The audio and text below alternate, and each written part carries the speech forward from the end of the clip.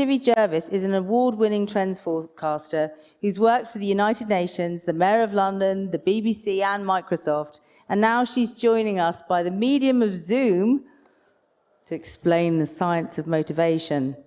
Please welcome Shivvy to the big screen. Hello, Shivvy.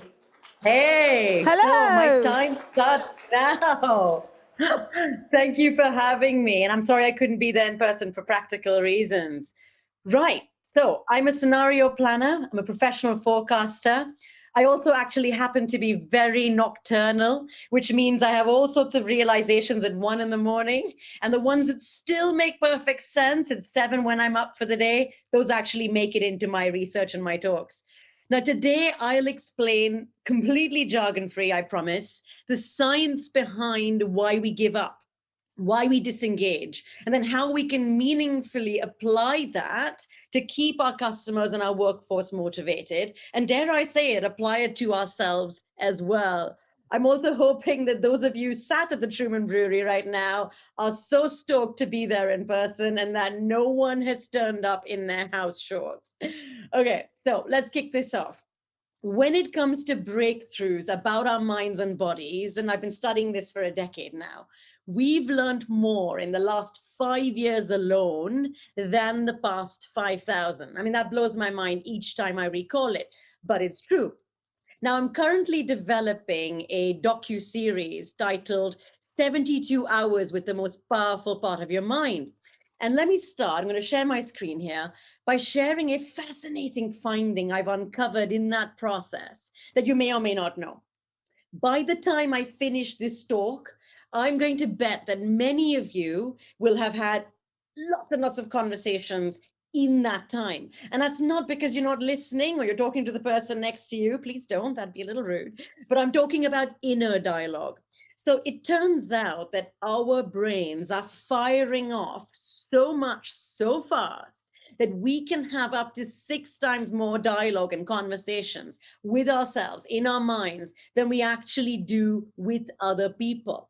Now, everyone deserves to know why the heck they're listening to a specific person going on about a specific subject. So just some quick credentials here to explain the context in which I'm approaching this.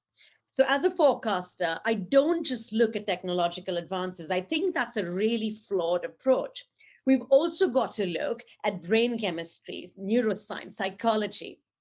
So studying market signals together with how people actually look at emerging advances helps me envision how things might actually play out for us in terms of how we'll earn, we'll learn, we'll grow our businesses, and ultimately, hopefully, thrive, right?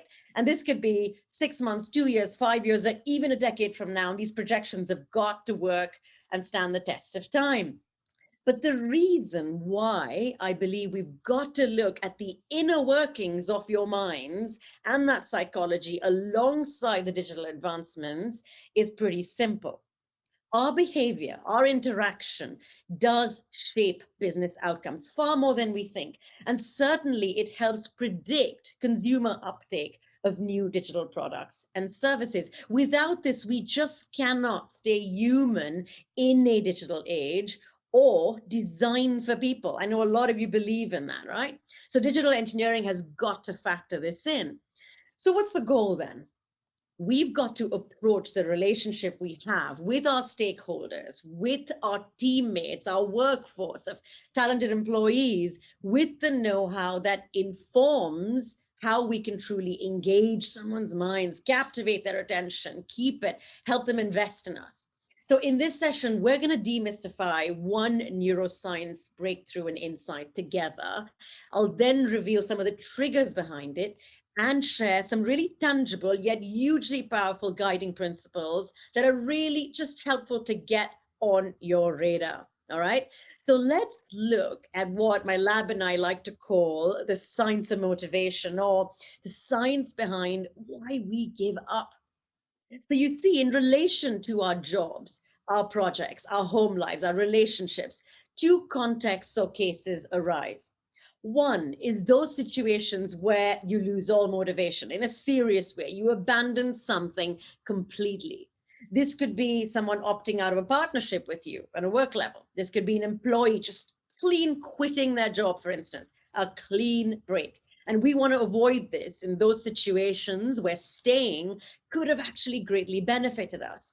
And the second is actually the smaller ways. Think back to how you guys do that in your day to day, both at work and at home, where we pull back, we stall, we hesitate, and our motivation is really flagging.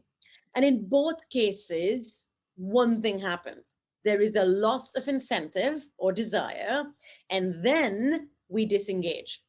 All right. So I actually want to help now illustrate and explain how this happens, when this is triggered, the physiological process that actually occurs in your minds, in the human brain, to signal us to switch off from something. And I'm going to keep talking so that you hear my narrative as a voiceover over the video I'm about to play.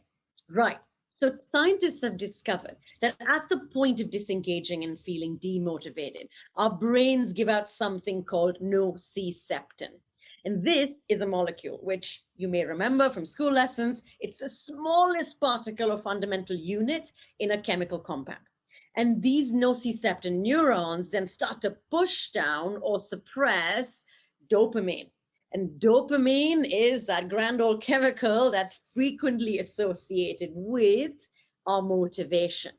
So these dopamine suppressing neurons are sitting in your brain's reward and motivation center, and they become really active just before we reach our breaking point where we decide, I'm going to take my attention elsewhere. And that means disengaging from your brand, service, or offering. It means a consumer or employee pulling away. And in a work context, this doesn't have to be radical, like quitting your job, but it plays out in smaller actions. It could also mean a customer opts out from engaging with your company. So let's look at some guiding principles that I've developed while studying how this affects decision making. Now, there are 5 principles, but let's look at 2 in the interest of time today. The first is this: it is scientifically proven that, contrary to what you and I might have assumed about rationality or objectivity, our human brain has lots of other plans. So it's been shown that we don't think our way to logic, we actually feel our way through to reason. Just digest that for a second. Now, whether that's a purchasing decision, whether that's staying with a particular brand provider, whether that's giving back to your employer, your teams, leading a business, even those of you who consider yourselves to be super logical are in all these moments actually tapping into the emotion centers of your brains when making decisions. And to understand this really fascinating connection between logic and our emotion centers, a world-renowned professional called Antonio Damasio did something quite intriguing. He studied people with damage to the areas of their brain that's responsible for emotion. And to everyone's surprise but his, he found that those with damaged emotion centers had huge trouble making even the simplest of decisions, even those as small as which color pen to use or what to eat first off a plate. So let's also acknowledge here something really interesting. The word emotion has a bit of a stigma and misconception when it comes to having a place in business, right? And this is because when we hear the word, many of us still think of it as being associated with drama, exaggeration, a negative sort of impact to logical decision making. And yet, I'd urge you to remember that things like intensity, intuition, trust, the art of persuasion, negotiation, many of you really are in the business of that as well, aren't you? This is all grounded in emotion. These all qualify as emotions. And we recognize these traits as extremely valuable in team and company leaders. So why kind of count it out? And some of the best business people I've interacted with don't actually just use cold clinical facts when motivating others. Venture capitalists, for instance, will often tell me that some of their biggest investment plays have been taken on a gut feeling, together with, of course, the objective information. I'm not saying we disregard the facts. I'm simply saying we have to make sure that we realize that there's another layer to it. It's also why elite business coaches often tell us, go with your gut, go with your instinct. So what can you actually do with this in the context of your consumers or your workforce? Now, for one, when influencing someone to make a decision one way or another during any kind of interaction or negotiation, employment situation, team exercise, even, don't just use reason. We can fill someone's brains to the brim with statistical information and reliable facts about every aspect of the situation. But when we're actually making the decision without realizing it, it's the feeling state that actually dictates the final roll of the dice. Then there's what my lab and I call investment of intent to activate the discovery part of our brains. What does this mean? This means I want to catalyze you to invest your energy into what I'm offering. For example, and what I'm saying right now, I'm trying to get your brains going to think, ooh, I want to discover this connection that Shivvy's talking about between X and Y. And a good way to do this is actually to learn from world-class negotiators. And the consensus from that group of people is you've got to create and craft a vision, a clear picture of the end goal, and bring it to life really quickly. This, in turn, says, wake up to the discovery part of our brains. And as humans, we respond really well to this state of discovery and exploration. It's great fertile ground to spur a decision on our part. Now, the second guiding principle is one you might think sounds really obvious, but studies show otherwise. This is about fairness being absolutely fundamental. When you feel shortchanged, just think about it. If you don't receive what you feel you work to deserve, if you feel you're treated with some sort of an unfair stereotype or bias, you check out.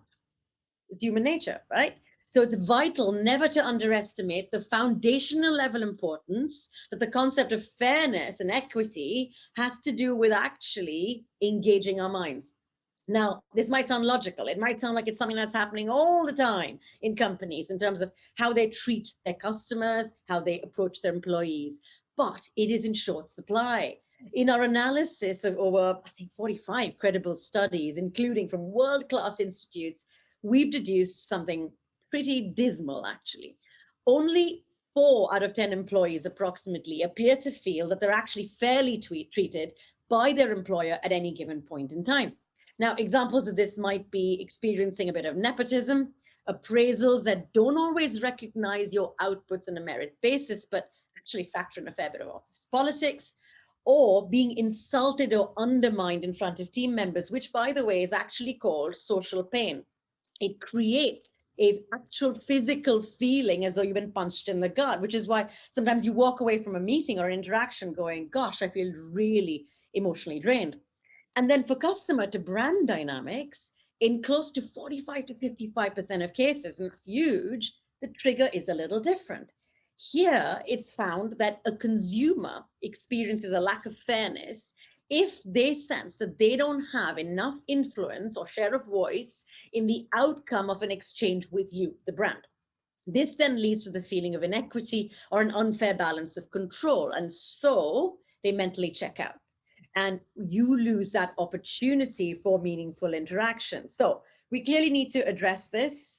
How are we going to do that? 2 tips here. There's a notion that I like to call the equality experience. And by this, I mean that sense of control I was talking about when you're interacting with a brand or as an employee with your employer. But in both cases, if you don't feel like you have enough of a role to play in shaping the outcome, whether it's a transaction, whether it's a work project, this immediately fires off that signal in your brain that I spoke about earlier. Remember nociceptive neurons and all that jazz? That then reduces the motivation to be loyal to that brand or loyal to the employer.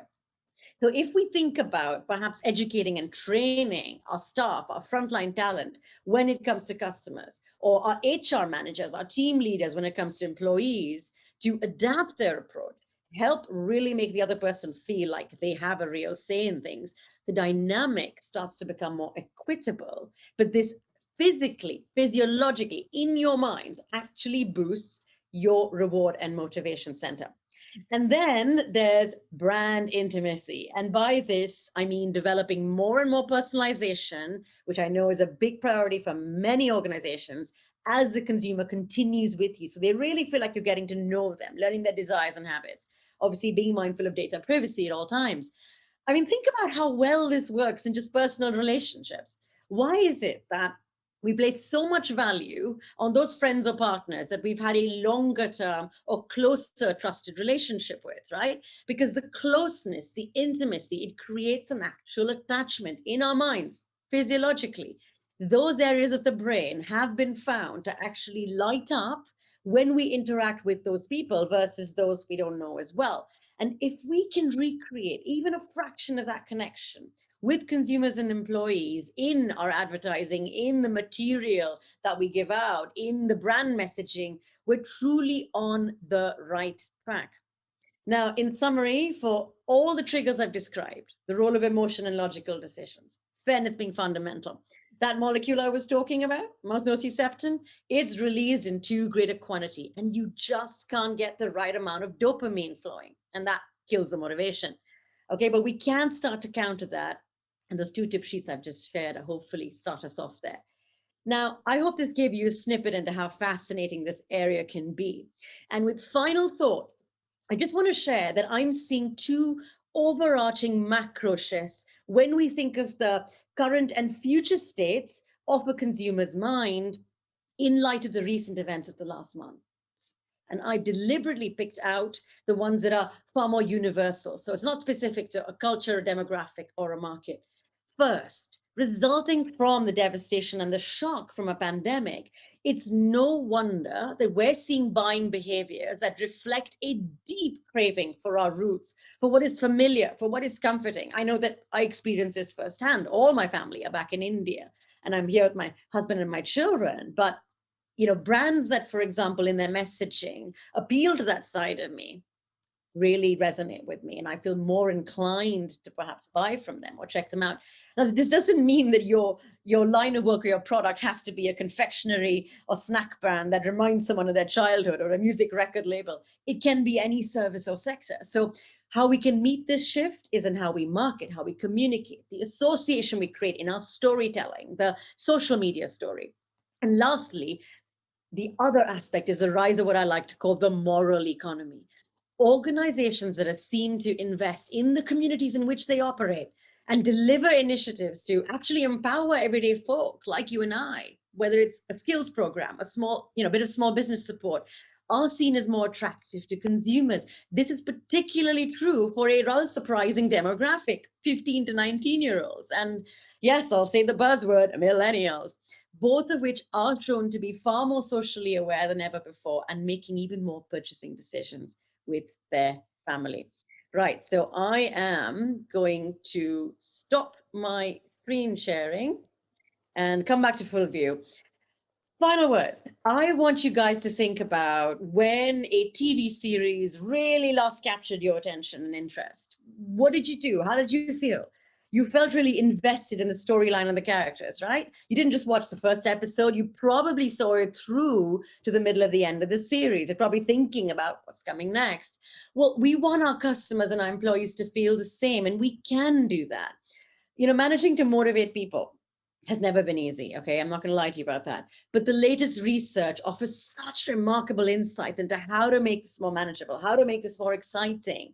And thank you so much for listening to this session on the science of motivation and its role in our work and wider lives. Any questions off the back of this, just go to shivvyjervis.com, pop me an email from there. And I do respond to everyone, particularly as I'm talking about the art of not giving up, right? Thank you so much for listening. Big round of applause for Shivvy. Shivvy, thank you for joining us. I feel like I'm living the dream at Eurovision right now, having you on the big screen. And really fascinating talk. And, if you're interested in this stuff, it'll be really interesting to see how this fits with what Rory Sutherland is going to be talking about later. And, the role of creativity and how that plays up against data.